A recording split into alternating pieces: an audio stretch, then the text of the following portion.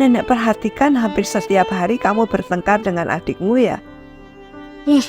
Itu bagaikan makan sayur dengan garam. Kalau nggak bertengkar, rasanya kurang seru. Itu bukan merupakan hal yang bijaksana. Sebagai saudara seiman, manusia juga bisa saling menghina, mencemarkan nama baik atau iri terhadap milik orang lain. Jujur, Kela suka lakukan ini.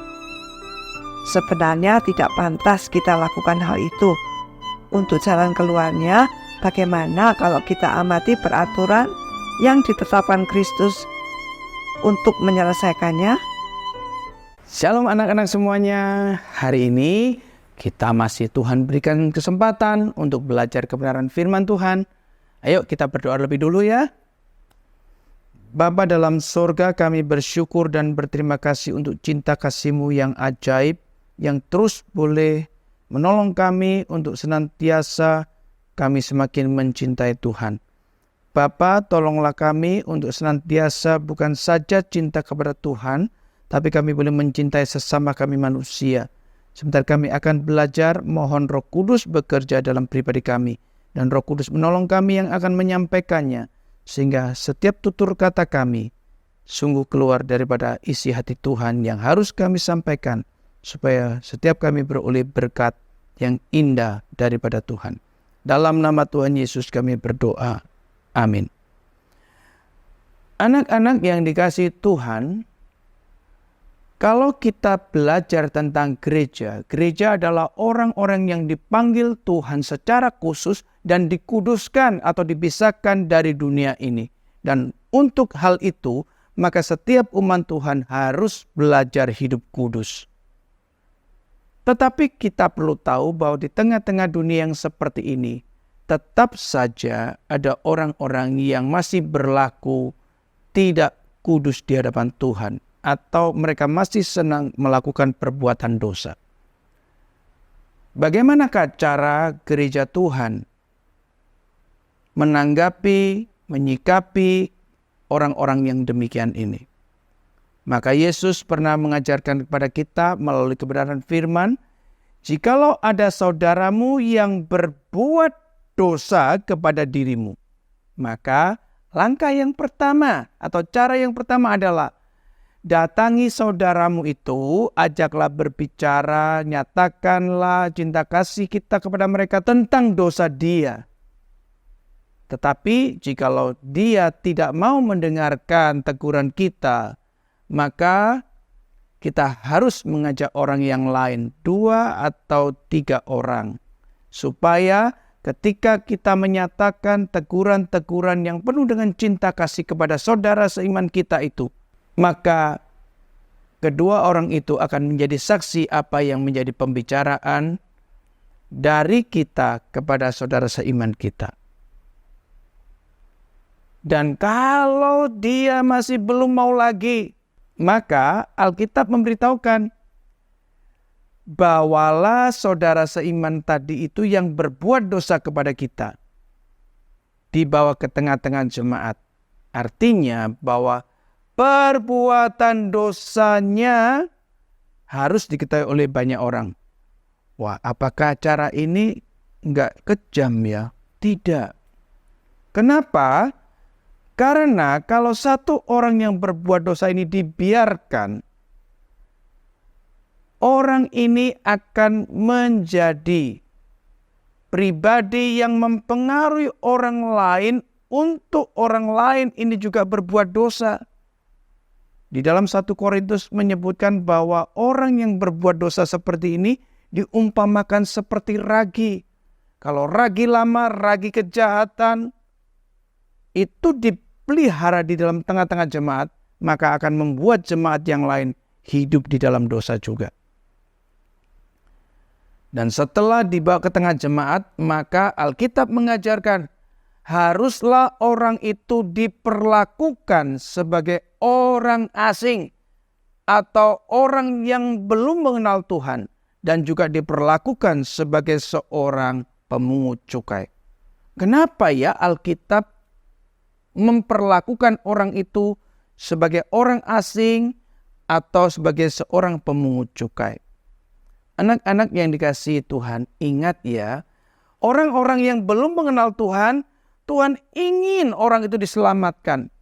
Ingat juga, pemungut cukai yang menurut pemandangan ahli Taurat adalah orang berdosa. Tetapi Yesus mau menyelamatkan si pemungut cukai. Anak-anak yang dikasihi Tuhan, sekalipun orang-orang ini harus mengalami disiplin gereja, yaitu harus dikeluarkan dari komunitas gereja yang adalah orang-orang kudus itu. Tetapi hati kita ini harus terus mempunyai kerinduan untuk mengabarkan Injil kepada orang-orang yang tadi itu dianggap sebagai orang asing, dianggap sebagai seorang pemungut cukai.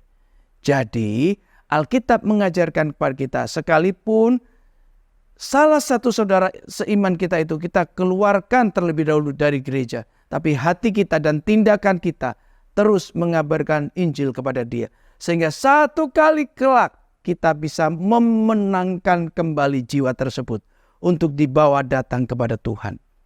Wah, ini sungguh satu hal yang indah.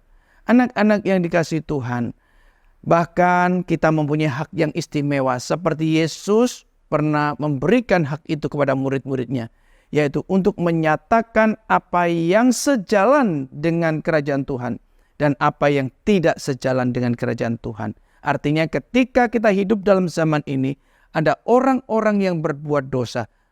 Tuhan menghendaki supaya kita punya ketegasan. Jikalau itu membahayakan, meracuni semua jemaat, maka orang itu harus sementara waktu dikeluarkan dari komunitas orang-orang kudus Tuhan. Tetapi terus tetap diinjili.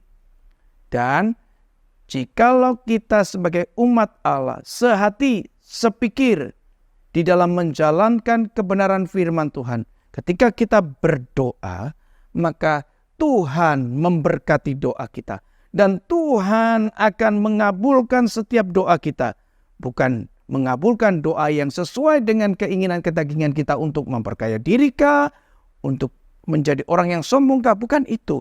Tetapi mengabulkan doa untuk supaya saudara seiman kita yang telah berbuat dosa itu mau kembali kepada Tuhan. Sehingga sungguh nama Tuhan yang dipermuliakan. Kita sangat bersyukur, Alkitab mengatakan, sekalipun kita berdoa tidak dengan banyak orang, cukup hanya 2, 3 atau orang di dalam nama Yesus Kristus, maka Tuhan Yesus Kristus hadir di tempat itu dan mengantarkan doa kita ke takhta Bapa di sorga. Sungguh alangkah indahnya ketika kita menjadi percaya kepada Kristus dan kita berdoa di dalam nama Yesus Kristus. Mari anak-anak sekalian, saya mengajak ketika kau masih kecil, belajarlah hidup percaya sepenuhnya kepada Tuhan Yesus Kristus dan berdoalah juga di dalam nama Yesus Kristus. Maka keindahan bersama Yesus Kristus ada di dalam hidupmu dan hidupku. Amin. Mari kita sama-sama tundukkan kepala dan kita berdoa. Bapa dalam sorga, kami bersyukur dan berterima kasih jikalau Tuhan terus menolong kami untuk kami boleh mempunyai hati yang senantiasa bersandar kepada Tuhan. Juga kami berterima kasih Tuhan kalau Tuhan mengingatkan kami jikalau ada saudara seiman kami yang jatuh di dalam dosa, biarlah kami tidak membiarkan mereka terhilang untuk selama-lamanya. Tetapi kami belajar terus menginjili mereka, menyatakan cinta kasih Tuhan kepada mereka, supaya kami boleh melihat bahwa satu kali kelak, saudara seiman kami yang pernah jatuh dalam dosa itu, kembali kepadamu ya Tuhan. Dan mereka menjadi orang-orang yang kembali di dalamnya menerima keselamatan yang sudah Tuhan Yesus berikan.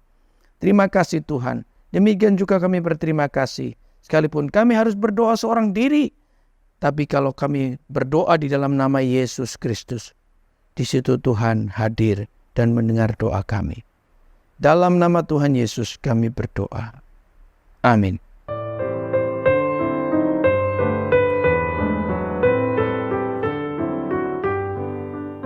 Sejak kecil nenek dilatih untuk disiplin dan nenek terapkan buat keluarga. baik untuk anak serta cucu-cucu nenek. Walau tidak selalu membuat nyaman, namun Kayla mau belajar disiplin. Ini merupakan hal yang sangat indah karena membuat umat Tuhan sehati sepikir dalam melaksanakan disiplin serta berdoa. Terlebih tersedia jaminan yang pasti, yaitu Kristus hadir di antara orang yang berkumpul dalam nama-Nya. Walau yang berkumpul cuma 2 orang, Ya, berapapun itu. Dengan demikian, pengikut Kristus selalu diarahkan untuk tujuan yang kudus. sahabat PDKA, yakin Kristus hadir di antara kita. Lanjut baca Matius 18 ayat 21 sampai 35.